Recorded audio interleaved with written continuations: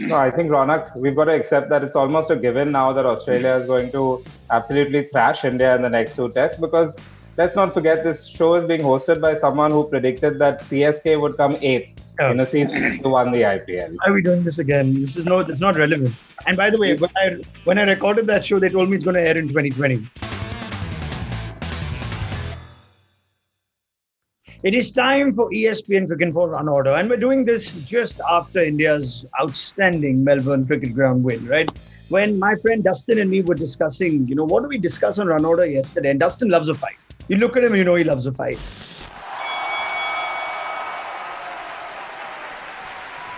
And Dustin came up with this topic, and I couldn't agree more.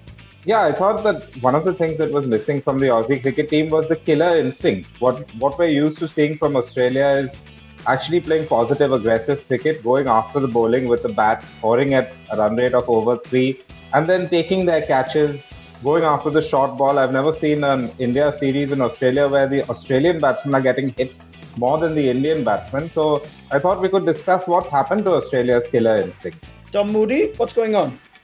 Oh, you had to open the batting with me, didn't you, with that first question? I think a lot of it comes down to form and skill.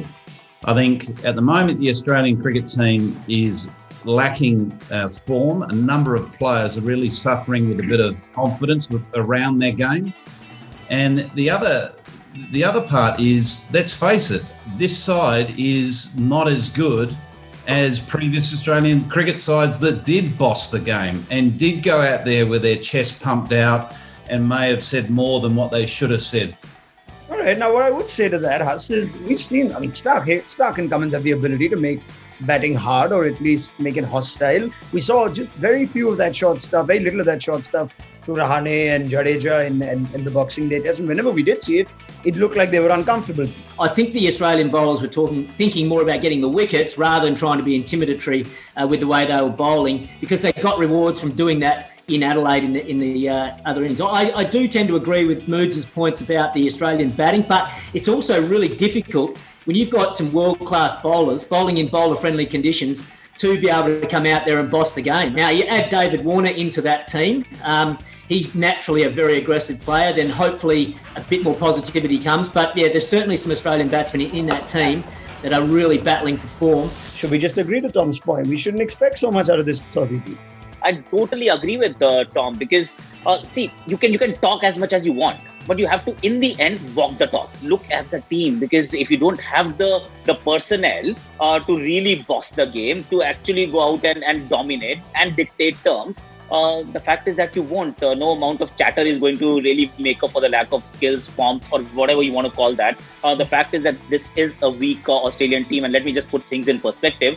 It's now 13 test innings where between India and Australia, where an Australian hasn't scored a century. I think fundamentally the issue at the moment is not Australia's bowling. They are a very fine bowling attack. Perhaps they were a little bit wayward with the second new ball in this Boxing Day test. The point that was made earlier about the absence of Warner, I think that is almost the key here. And I suppose you could argue that he will bring that natural aggressive mindset with the bat. If Warner bats for an hour and a half, he's going to have a half century. Australia are going to be off to a more brisk start. What we've found in this series is that batsmen have been able to survive for periods of time. I mean, Matthew Wade batted very well in that second innings, but it was 130 odd balls for 40. If David Warner bats 130 odd balls, he's probably going to be close to 100. Now, that's not to say he would have scored a mountain against this Indian attack. They're a very fine bowling attack as well, but I think his absence has almost changed the dynamic of this Australian team a little bit. They seem a little bit more passive up the top, which means that when Marnus Labuschagne and Steve Smith come in, the scoreboard hasn't really gone anywhere, and India have managed to keep a hold on the scoring rate. And I think perhaps move away from the aggression of the bowling. It's just more the intent, perhaps, of the batting that has been lacking in this series. What I remember about the Australian sides of the past is that before every series, they seem to have plans for specific cricketers. Even when it came to bowlers, I remember Steve Waugh once saying that we're going to play Anil Kumble like an in-swing bowler. We don't think he turns the ball much. So he started the mental games there, and then all the Australian batsmen on that particular tour of India actually did try to cut Anil Kumble. So there was a lot of positive intent against specific bowlers. For example, this series, we've seen no one really go after even R. Ashwin. Everyone is just kind of let him bowl to them. And there doesn't seem to be those kind of plans that the Australians had to actually target certain opposition members to put them off their game.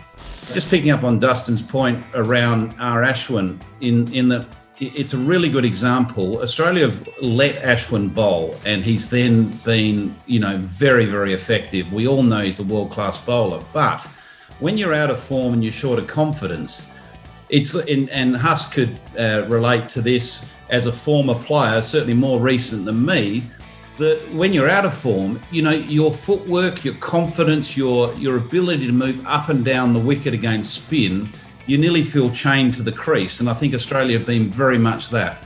Okay, forget batting and bowling, Akash. I mean, we know this, right? If you give Australia one chance, that's it. We don't expect Australia to give visiting sides, especially Indian sides, multiple opportunities. We spent the entire summer trying to figure out why Indians drop catches.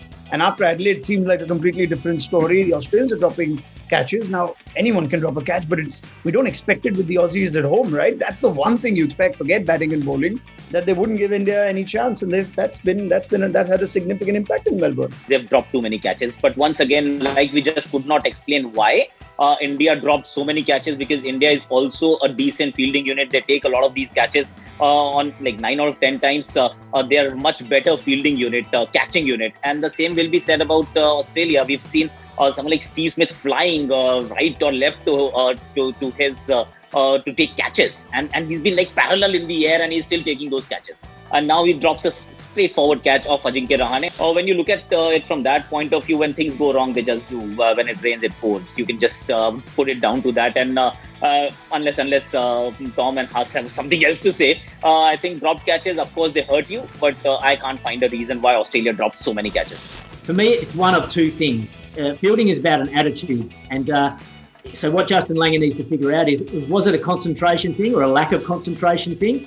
Or sometimes the other reason why catches are dropped is when a team's trying too hard and they're too stressed and tense and wanting it too much, and everything tenses up, and that's when you drop catches. It's already been a very entertaining test series to watch. But the one thing that you'd like to see with Australia going into the Sydney test. Andrew, you can start first.